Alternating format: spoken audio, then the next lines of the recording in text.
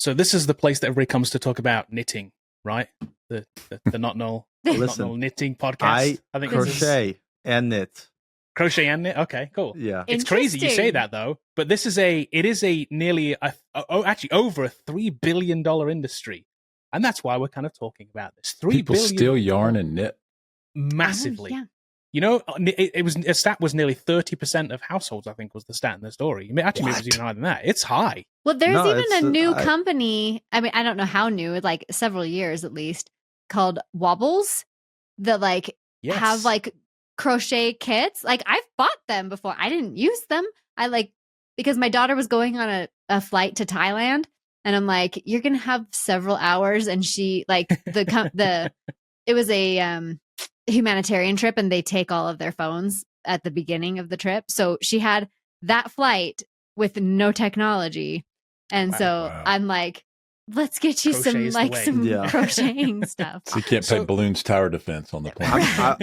I would say there's probably a large undocumented number of men who partake in crocheting and knitting, but they will never say it. Probably so. The number's big. I need to say over a $3 billion industry. So yeah. So the reason we're talking about this is because it is so big, and of course, when anything is so big and makes a lot of money, you have people trying to scam people in that arena. And we're talking about it because the scammers are using AI. And here's how this is working. So if you are a knitter or a crocheter, you will know that you buy these things called patterns. And a pattern is basically a document that says, here's how you're going to make this, in this case, in this image, this mouse cozy. And here's the pattern for making this mouse cozy. Like you do this stitch, this stitch, this stitch, then you do this thing and you put all this stuff. And it's like this kind of technical document, right? In the United States, we call it patterns. How did I say it? Patents. Patents? Okay. Patents. No, that's it. Patents. I'm sorry. It's a pattern. Sorry, my bad. I just had to throw that in there. So basically on Etsy, people put up their patterns, and after they've designed something, they put this kind of technical document up there and they sell it, right? For $3, $4, $5, whatever it is. You'd be like, you can make your version of this mouse cozy or whatever the pattern is for. But AI can also generate these documents. And here's the issue. Patterns. Here's the issue though. When an AI generates the pattern, it will generate something that isn't necessarily technically correct. So the AI will generate this thing for this mouse cozy and it'll be wrong. It'll be missing some stitches because we know how AI works. It hallucinates. So they'll generate hundreds of these patterns. They'll throw them up on Etsy and they will be wrong. People will spend their $4 or $5 on them. But here's the bigger issue. It's not that these people have then lost $4 or $5 on a fake document. It's the fact that they then have spent often weeks creating these things. And they'll get to the end and they'll be like, this doesn't actually work. This isn't the thing that I thought it was going to be. It's actually this. It just doesn't work. It's not the thing that I thought I was going to make, or it's missing certain parts or whatever because the AI doesn't know. It's not that good at it. And they've wasted not only the time, which could be weeks and weeks of time, tens of hours, I'm sure, if not hundreds in some cases, also the materials. Like the materials aren't cheap. If you've bought this yarn and stuff, I've seen some of these people selling them at markets and it's like, man, this ball of yarn's like $20 or something. It's crazy how expensive this stuff is. And if you're not familiar with crochet, you probably are familiar with Lego. Imagine just skipping a page in the Lego instructions and you get to the end and you're like, this doesn't go anywhere. And you have to take apart everything up until the page that you missed. It's the same. Yeah. This is so bad. You're saying my Jedi scarf that I want to make, yes. I'm going to go knit one after this, might not work. It might not work. It may not work. It's just this. People are obviously seeing it as a big industry, just like anything, and they're saying, "Oh, we can create this thing with AI. It's easy to create, and we can basically scam a bunch of people." So here's the things though. This article has a great tips for spotting AI generated patterns. Here's the thing though: the tips have nothing to do with the patterns. They are all about the image that goes along with the listing on Etsy, because those are also AI generated, right? Because the item doesn't even exist. Right, the pattern doesn't actually make the thing. It doesn't make anything. It doesn't make the thing exactly as this. So they have these tips, and some of the tips that are all around looking at the image and basically here's what you have to be. You have to be an expert in spotting fake AI images to know that the thing you're buying on Etsy is actually fake. It's crazy, and it's the usual things that we see. With some specific things around, it being a crocheted or knitted item, things around, the stitching doesn't look like it would actually work in the image. Like, how does that? If you're a professional and you know about this, be like, how does that stitch work there? Yeah. It doesn't mean anything. Like, magical. It's magical, yeah. Level of detail, like if it's super detailed, you got to be dubious about that. Was another thing. The hands, if there's hands in the image, was the standard one, right? You can always tell if there's a hand in the image. It might be wrong if it's AI, generally.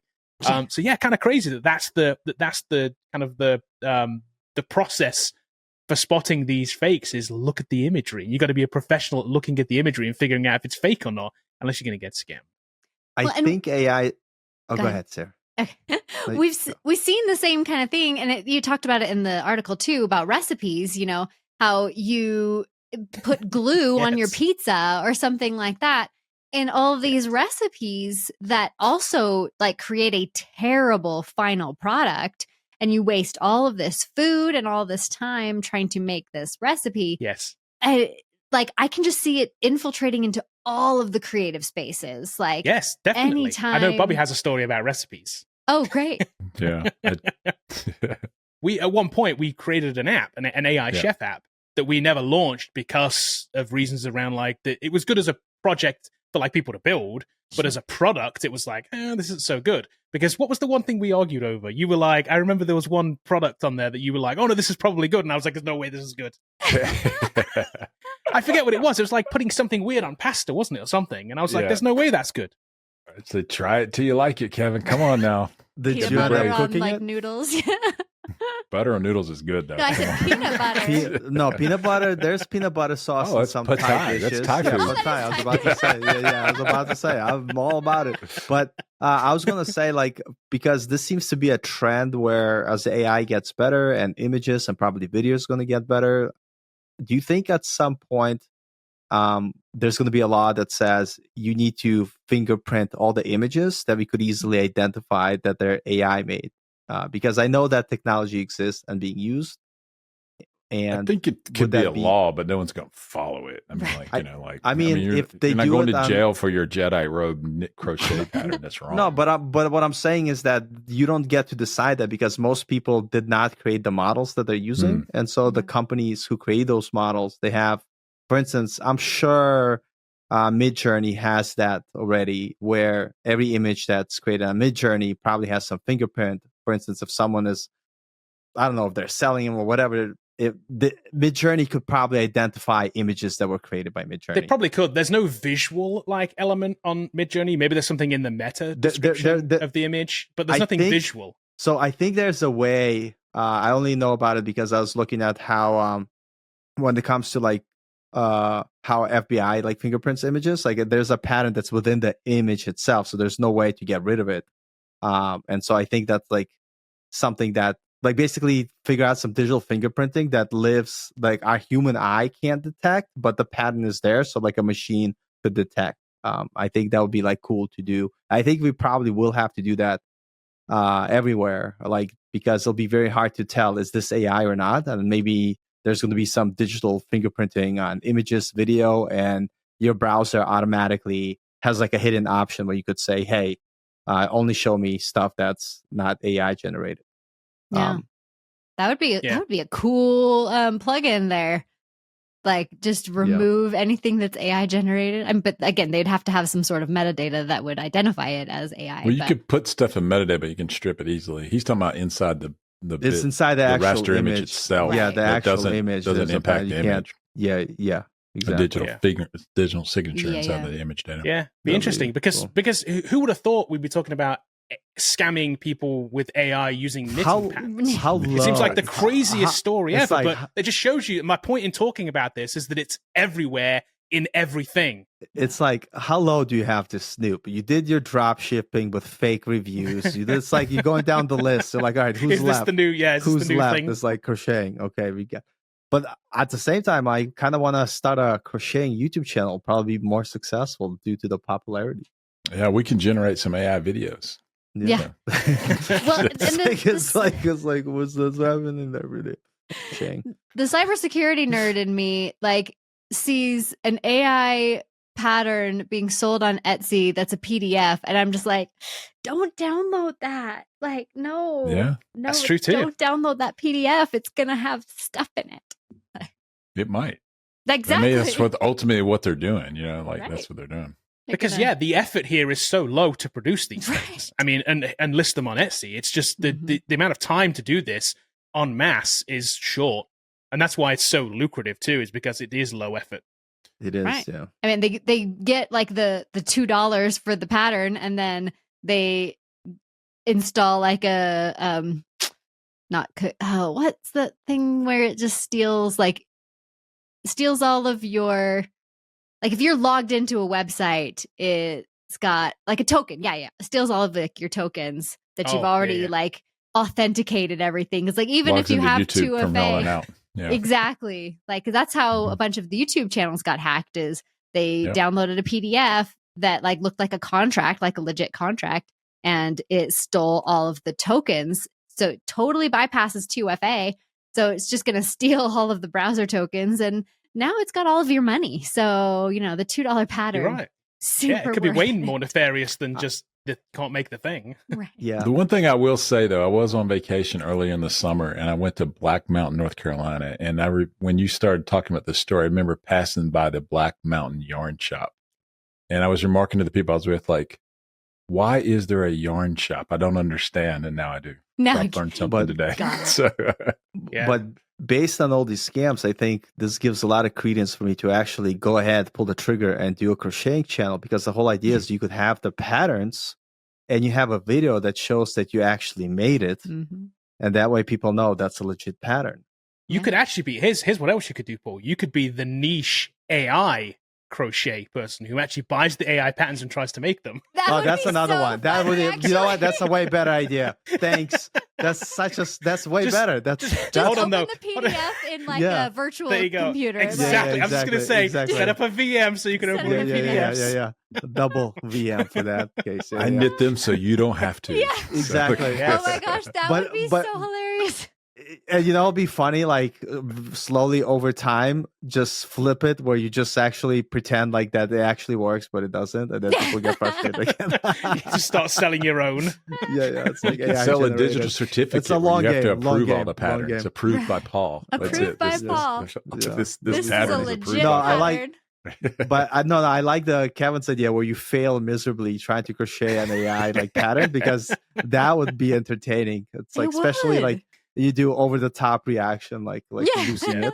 It's like because you could do a direct comparison to the original picture, right? Your original picture versus the thing that you got. Wow. And I kind of imagine this original really nice thing, and then you get this strung together. It's abomination. I can't pronounce the word, but it's like, what the hell is that? Paul, if you don't launch this channel by the end of November, I will be so mad at you.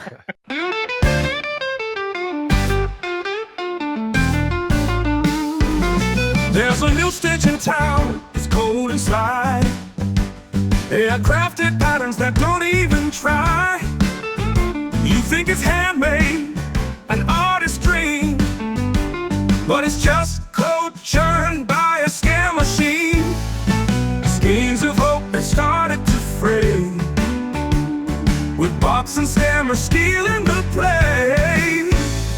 Yarn spun with care, it don't feel the same. When AI tricks play a crafty game, patterns that promise but don't quite flow, leaving makers lost in a tangled show. Tangled yarn, tangled yarn. Etsy flooded with knockoff plans, cheap designs from invisible hands. A sweater, a scarf, or maybe a hat, the code's all wrong, and there's no going back. It's not just knitting, it's everywhere. Recipes, crafts, all caught unaware. We gotta fight back, make them see. Art's made with heart, not AIG. Yarn spun with care, you don't feel the same. When AI tricks play a crafty game, patterns that promise but don't quite flow, leaving makers lost in a tangled show. Tangled yarn, tangled yarn. So knit with love, crochet with pride. In every loop, let your passion ride. We'll beat the box, just wait and see. Crafting's about soul, not code breaking spree. Tangled yarn.